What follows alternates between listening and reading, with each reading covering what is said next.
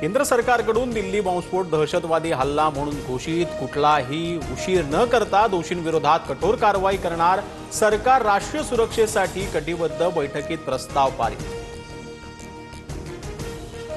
लाल किल्ला स्फोट प्रकरणातील 300 किलो स्फोटकासह अतिरेकी डॉक्टर उमरनं खरेदी केलेली I-20 गाडी ही गायब, शोध सुरू। अतिरेकी डॉक्टर 2 वर्षापासून स्फोटक जमा करत होते। डॉक्टर मुजम्मिल आणि डॉक्टर उमर कडून जानेवारीमध्ये लाल किल्ल्याची रेकी, 26 जानेवारीला लाल किल्ल्याला लक्ष्य करण्याचा त्यांचा विचार होता। मुजम्मिलच्या चौकशी दरम्यान मोठा खुलासा।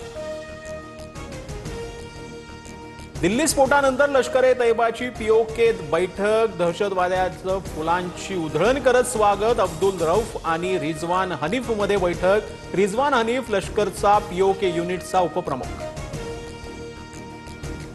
देशातील 5 प्रमुख विमानतळांना बॉम्ब उडवण्याची धमकी, मुंबईसह दिल्ली, चेन्नई, हैदराबाद, तिरुअनंतपुरम विमानतळांचा उल्लेख, इंडिगोला धमकीचा मेल। मुंबई क्रिकेट असोसिएशनच्या उपाध्यक्षपदी जितेंद्र आव्हाड, सचिवपदी उन्मेष खानविलकर, तर कार्यकारिणीच्या सदस्यपदी मिलिंद नार्वेकरांसह निलेश भोसले आणि विघ्नेश कदम विजय। शिवसेना राष्ट्रवादी पक्षचिन्ह आणि आमदार अपात्रता प्रकरणी 21 जानेवारीला पुढील सुनावणी होणार। सुनावणीवेळी दोन्ही बाजूंना 3-3 तासांचा वेळ कोर्टाकडून देण्यात येईल।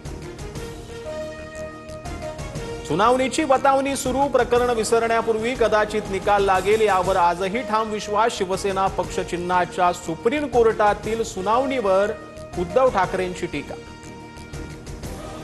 फुकटचा ताठा आणि ना उभाटा, मराठवाड्यात नुसतेच येऊन गेले, साधा बिस्किटाचा पुडाही घेऊन आलेले नाहीत। उपमुख्यमंत्री एकनाथ शिंदेंची उद्धव ठाकरेंवर बोचरी टीका।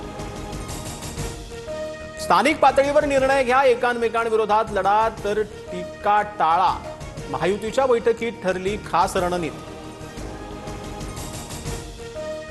नगरपालिका आणि नगरपंचायतींसाठी कोल्हापुरात काँग्रेसची राजू शेट्टींसोबत युती, तर कोल्हापूरसह सातारा, नांदेड, जालना, संभाजीनगरातही युतीसाठी वंचितचा प्रस्ताव, भाजप विरोधात लढण्याची भूमिका।